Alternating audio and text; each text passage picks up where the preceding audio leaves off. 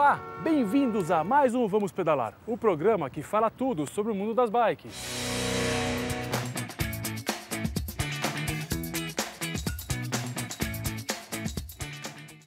Fomos bater um papo com a Tati Bassi e falar sobre suas duas paixões, a carne e a bike.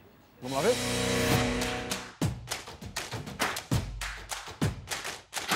Ai, como a bike entrou na minha vida, foi muito legal. Quer dizer, pra mim, né? Foi assim, eu tinha um namoradinho, na verdade não foi um namoradinho, foi um namoradão, 6, 7 anos acho que eu fiquei com ele, que naquela época, já revela a minha idade, né, tudo bem, fazia triatlon. E aí eu olhava, assim, aquela bicicleta, aquele pneu fininho, fiquei apaixonada por aquele objeto, porque pra mim era um objeto, né? Claro, tinha as bicicletas, etc., mas nenhuma era como aquela, deitada, com um pneu fininho, enfim. Aí eu acompanhava ele nas competições e via ele fazendo uma força, né? Entrava na água, saía todo molhado, correndo, pegava a bicicleta e ia embora. Aí não via mais, né? Ninguém vê mais nada, porque no triatlo você corre assim, né? Vai de um lado para o outro e você assiste, enfim. Sumia. Aí, de repente, voltava, largava a bicicleta, saía correndo. Eu falava, mas, gente, a parte mais legal dessa história é pegar a bicicleta e sair correndo. E sair pedalando e sumir na vida, né? Poxa.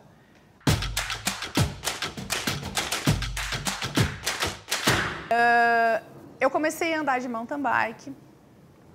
Fiquei alguns anos e eu tinha um problema sério nas costas de hérnia de disco. Já desde quando eu era mais jovem, por causa de muito impacto. Né? E aí sentia dores horríveis, enfim. Fiz uma cirurgia na minha coluna lombar e o médico me aconselhou a não ter mais impacto. Quer dizer, eu não podia nem mais correr, né? E não podia... Era melhor que eu não fizesse a tal mountain bike. Bom, aí deu um hiato também na minha vida ciclística, vamos dizer assim. Foi quando eu conheci meu marido, Cláudio Capelano, as pessoas conhecem ele como Capa, que na época estava montando um grupo de ciclismo que chama Road Bike. Ela existe ainda, mas hoje ela é bem reduzida. E foi quando eu voltei a pedalar de speed e ter o gosto novamente por esse esporte maravilhoso, libertador, apaixonante. Eu pedalo já há uns 17 anos, tá? Até então, eu sempre pratiquei atividade física, mas eram dentro de academia. A partir do momento que eu comecei a tomar o vento na cara e sentia aquele friozinho na barriga, porque a academia não dá friozinho na barriga, né? Aquele friozinho na barriga, aquela adrenalina, a força, aquela energia das pessoas em volta. Além de você ficar acolhido com tudo isso, passa a te desestressar. No meu caso, eu comecei a desestressar do dia a dia, das tensões do trabalho, das tensões familiares, enfim, de tudo aquilo que é ruim, né? Que é pesado do teu outro lado. Então, o ciclismo alivia tudo isso para mim. Para mim, hoje, o ciclismo é a minha vida. Antigamente, eu era do grupinho que era muito faca na caveira, que eu queria mais e mais e mais. Hoje, eu fui para o outro grupinho que quer pedalar mais e mais e mais, mas para o meu bem-estar.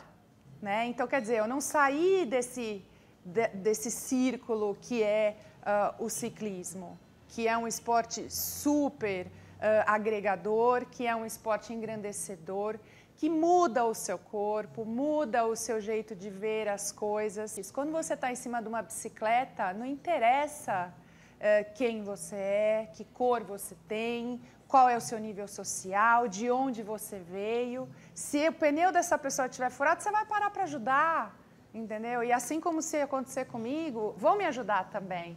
Então, isso é muito bacana. Mudou a minha vida nesse sentido, né? Principalmente para me desestressar.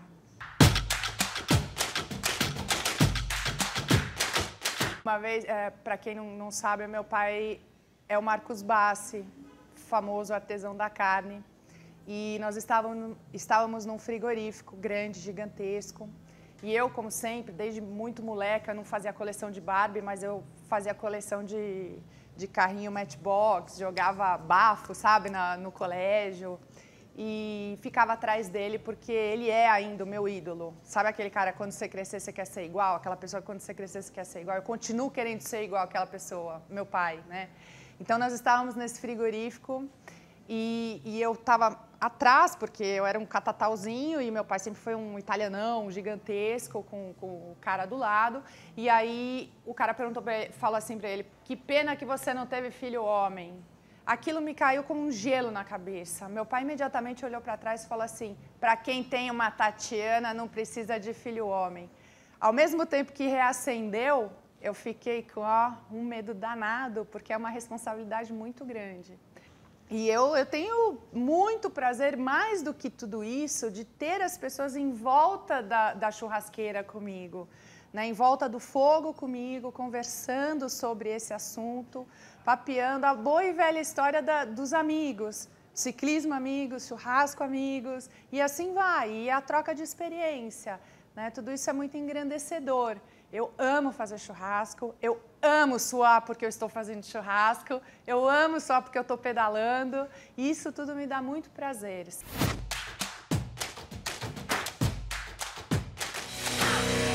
E agora, o nosso mega especialista Mário Cana vai nos ensinar como fazer para lubrificar a bike. Vamos lá ver?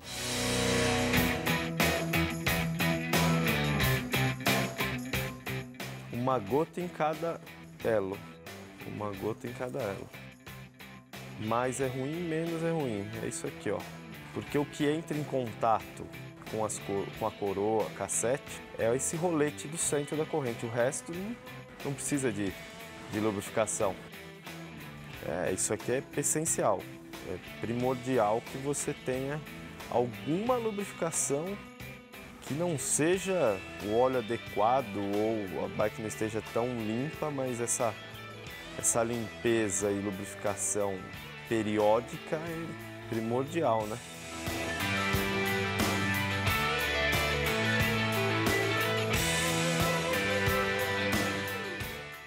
E aí o segundo passo, eu vou dar uma borrifada de WD aqui em algumas partes. Vou começar por aqui, tá? Ó. Isso é mais estético mesmo, né?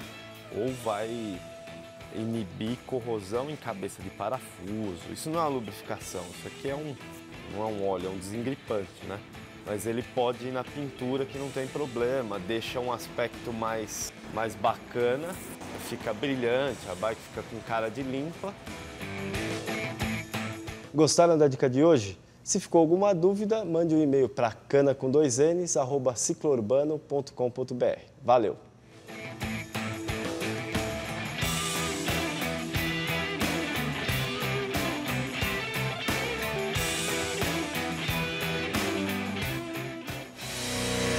E no próximo bloco, vamos saber por que é importante registrar o número de chassi de sua bike.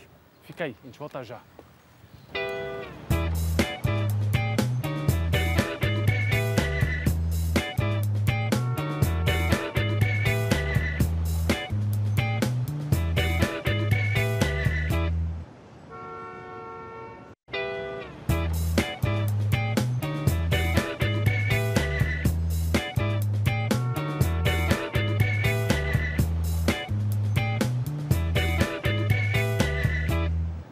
Registrar o número da sua bike pode facilitar encontrá-la em caso de furto ou roubo. Vamos ver como funciona?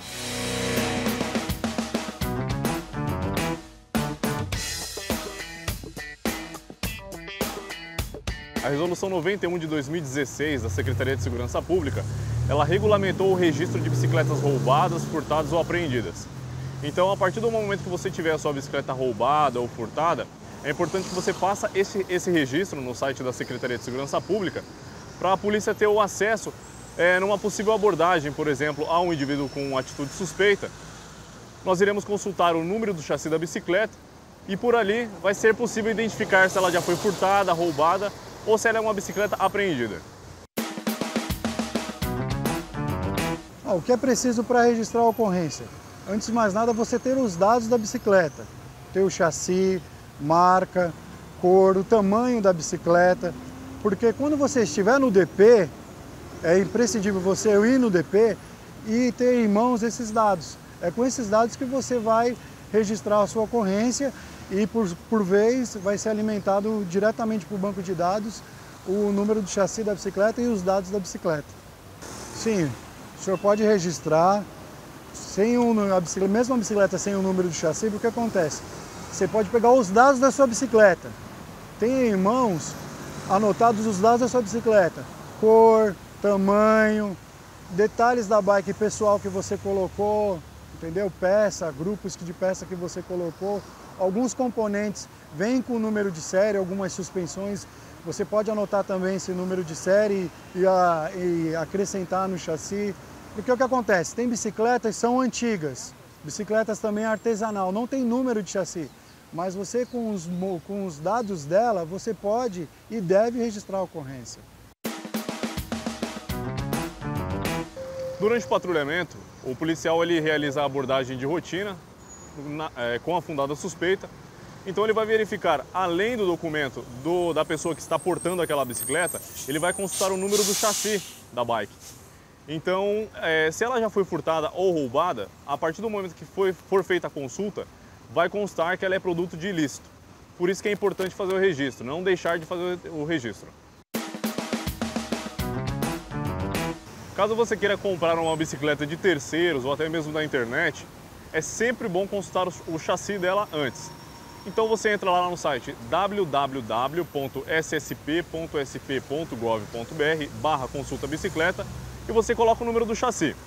Caso ela seja produto de ilícito, ou seja, roubada ou furtada, vai aparecer que ela tem um bloqueio, ou seja, ela é uma bike produto de ilícito, não é uma bike legal. Caso ela não tenha problemas, vai aparecer que é sem registros e pode comprar, que é uma bike legal. O chassi é a principal ferramenta para a localização da sua bike. Então, quando o policial realizar uma abordagem de rotina, além de consultar o RG da pessoa que está portando, ele também vai consultar o número do chassi, através do tablet que tem em todas as viaturas da Polícia Militar do Estado de São Paulo. Lá existe um campo que é consulta chassi bicicleta. Ali o policial vai digitar o número do chassi e caso ela seja uma bike ilícita, ou seja, produto de roubo ou furto, vai constar como bloqueio. Se ela não for produto de ilícito, não vai constar, é uma bike legal, tranquilo.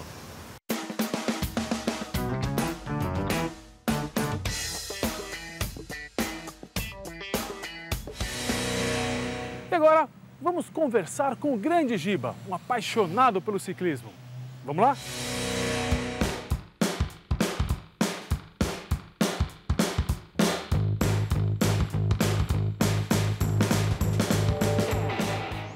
Quando surgiu o filme ET, eu fiquei apaixonado por aquelas bicicletas, queria ter uma a qualquer custo.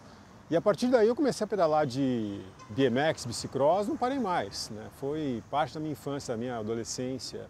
Só que eu comecei a crescer, começou a ficar uma coisa meio desconjuntada em cima daquela Aro 20, aí naturalmente eu fui primeiro para o ciclismo e depois eu tomei contato, isso em 1986, com a mountain bike. Um amigo meu trouxe dos Estados Unidos e eu fiquei de novo enlouquecido com aquela bicicleta.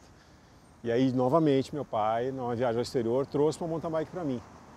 E peguei a primeira onda do esporte no Brasil, junto com Renata Falzoni, Daniel Liperti, com muita gente que está nativa até hoje. Comecei nas primeiras competições e até hoje pratico o esporte. A bicicleta para mim, já na adolescência, foi importante porque eu era um garoto mais ou menos tímido, era um garoto muito ruim nos esportes coletivos, e a bicicleta era algo que eu podia praticar sozinho e que eu me identifiquei. E eu tinha uma certa facilidade, talvez, não sei, mas eu vi que eu tinha ali a condição de ser alguém um pouco melhor e me deu uma autoestima muito grande. Além de dar a liberdade que a bicicleta dá, me deu uma autoestima muito boa. Eu nunca mais parei, né? A bicicleta me fez virar um atleta, a bicicleta me fez largar uma faculdade de odontologia para cursar educação física, eu queria trabalhar com esporte, queria continuar no esporte, então para mim foi definitivamente um divisor de águas, foi algo que moldou a trajetória da minha vida até hoje.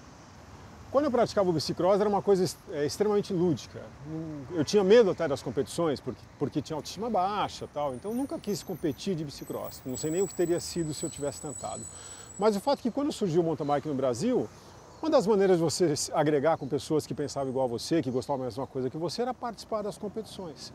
E naturalmente eu comecei a participar disso em 1988, em 1990 eu fui campeão brasileiro, júnior. Nesse mesmo ano eu ganhei as seletivas e fui para o Campeonato Mundial, que foi nos Estados Unidos. Também foi bacana a experiência mundial, fiquei em 32º, né, do mundo, é uma coisa super legal, né? E continuei muito preso ao esporte, só que aí vieram as atribuições da vida, faculdade, trabalho, e eu comecei a deixar um pouco de lado a competição. E comecei a migrar um pouquinho para o triatlon também, que eu queria experimentar coisas novas, né? Pratiquei triatlon até 2007, quando eu fiz o Ironman, que era um sonho. Uma vez que eu fiz o sonho, nunca mais pratiquei o triatlon também. Né? Voltei a ser só um ciclista. E até hoje estou nessa. Claro que hoje já com 46 anos de idade, pai, marido, profissional, não dá mais para ter a mesma dedicação à performance. Então hoje o meu foco são desafios diferentes, fazer provas de 7 dias, de 8 dias, provas que me dão uma satisfação pessoal muito grande e profissionalmente também ajudar pessoas a conquistar esses objetivos, por assim dizer. Acho importante ter o desafio, nem que seja para si mesmo. Uma meta pessoal que seja, uma cenourinha que a gente põe na frente para buscar. Mas é importante que você se mantenha motivado, você mantenha o foco nos treinos, hoje em dia também na nutrição. Tudo gira melhor, parece que a engrenagem rola mais macia quando você tem um objetivo a perseguir, quando você tem uma meta a alcançar. Faz todo sentido para mim ter, de tempos em tempos, uma competição para poder manter a motivação, manter o foco. O ciclismo me trouxe boas amizades, né, para a vida. O esporte de maneira geral, né, te traz muitas amizades. O ciclismo, no meu caso, trouxe amigos que são do meu universo até hoje, mesmo quase 30 anos depois de eu ter sido um atleta de performance. Pessoas que até hoje estão presentes na minha vida. Mas você dividir esses interesses é sempre uma maneira de você estreitar os laços de amizade. Normalmente quando você tem amizade com alguém, você tem algo em comum com ela. E por que não o esporte? Por que não a paixão pela bicicleta? E hoje a bicicleta para mim é muito mais do que o esporte. Né? Eu tenho a bicicleta como meio de locomoção, eu tenho a bicicleta como hobby, ao restaurar bicicletas antigas. A bicicleta faz parte da minha vida e naturalmente eu tenho muitos amigos que estão neste segmento. Uma Como educador físico, eu posso responder até quando? Até quando eu vou andar de bicicleta? Eu acho que até eu morrer. Porque a bicicleta é uma atividade física sem impacto, que trabalha as articulações do corpo em pequenas amplitudes, tanto o joelho, o tornozelo, o quadril. Então, normalmente as pessoas conseguem ser longevas em cima de uma bicicleta. Tá? Diferente de outros esportes, talvez esportes de contato, esportes que têm deslocamentos mais violentos, a própria corrida com impacto, né? Não desmerecendo nenhum destes, mas o fato é que a bicicleta ela tende a ser mais longeva. Então, para mim está muito claro, vai fazer parte da minha vida sempre.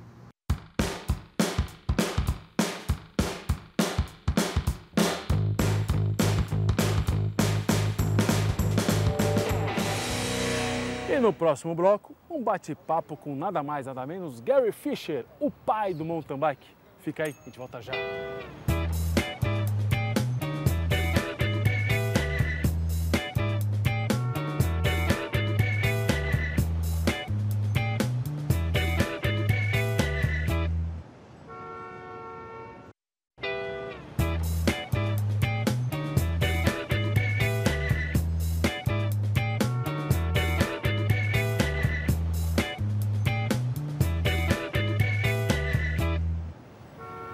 Gary Fisher, um ex-atleta e pai do mountain bike, vai falar um pouco sobre os espaços para pedalar, qualidade de vida e, obviamente, sua trajetória.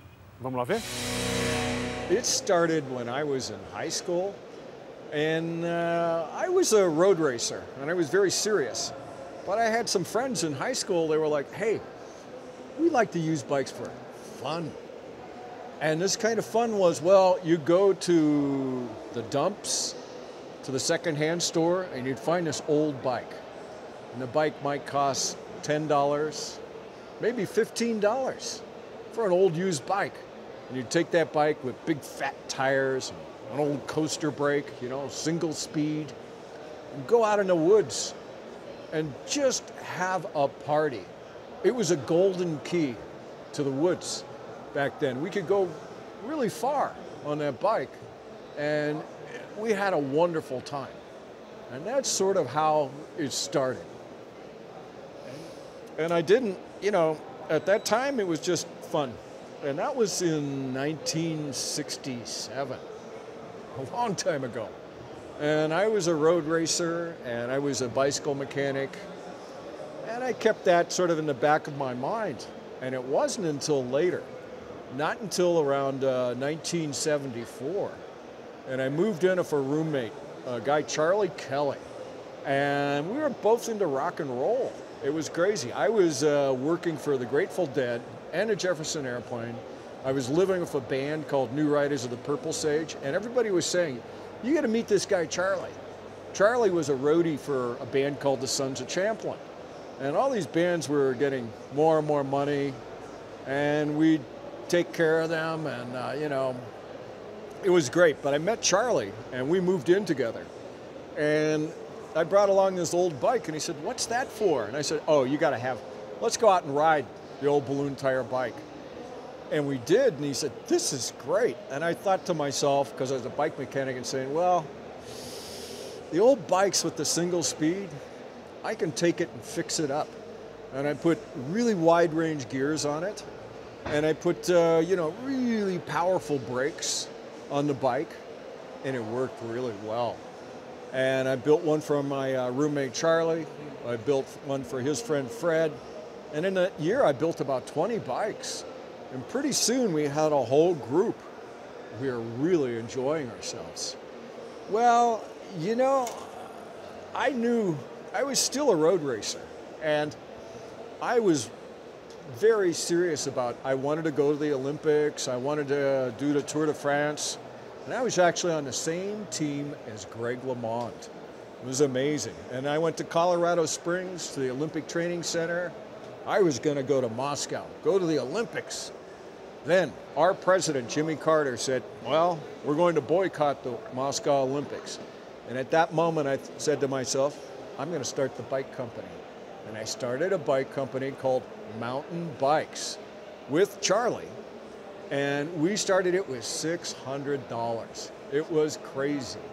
And we learned that we could float a check with a COD with UPS for about 10 days. So we'd have the time, we'd get the goods, we'd sell the goods, get the money, put it in the bank, cover the check. And we also would take deposits from people, you know, $500 deposit, you know, to put down on a bike before we sold it. But then we got a loan from a UC Davis professor that really believed in what we were doing. He gave us $10,000. And then after that, I started going to Japan. And we had done a big show at the New York Bike Show at the bequest of Bicycling Magazine, because I was working as a road tester for bicycling. And we did a fantastic show. We practiced this show again and again and again. And you know where we practiced it? It's sort of crazy. Charlie's partner, the sound guy, Howie Hammerman, was George Lucas's third employee. So we used to go to George Lucas's house, his screening room. And we do slideshows there about once a month. So Charlie and I got really good. And it's really funny, the guy and a woman, a couple, that took all these fantastic photographs during that time. Well, the guy, Larry Craig, he's a steel guitarist for Neil Young. So we're surrounded with this stuff. We started with $600. It was crazy. We got a loan from UC, the Davis professor. Great. Then I started going, you know, we did the show in New York, and all the big wigs from the bike companies were there, and I'm going like, wow. And including the Japanese, you know, and the Italians and all the makers. And I'd say, look, I'm going to give you all the information for free. What you give me in return is first delivery, best price, and terms. And you know what happened? The Japanese government lent me a big loan. It was incredible. So we started the business. We were going. And the company was called Mountain Bikes. And in the first year, we made 160 bikes. The second year, we made just under 1,000. So it was a wild ride, you know, getting into business. I got a lot of advice from different people in my family, and I did everything. I did all the different things. But we had fabulous design, incredible publicity, and we could deliver. We could deliver and other people could not. You know, we had the product. So started to go like this. And it was very intoxicating, you know, and it was fantastic, and it still is. And people say to me, "You changed my life." That's the biggest reward a human can have, for somebody with a big smile saying, "You made my life better." I like to think of the bicycle as the world's happiest invention. Ride and smile, everybody. It's a secret that we've kept for a long time, but we'd like to share it with everyone. Bom, pessoal, o Vamos Pedalar fica por aqui. Mas semana que vem tem mais dicas de manutenção, reportagens, viagens e tudo sobre o mundo das bikes. Quer saber mais? Entre em tvcultura.com.br/programas/Vamos Pedalar. Fica comigo e vamos pedalar?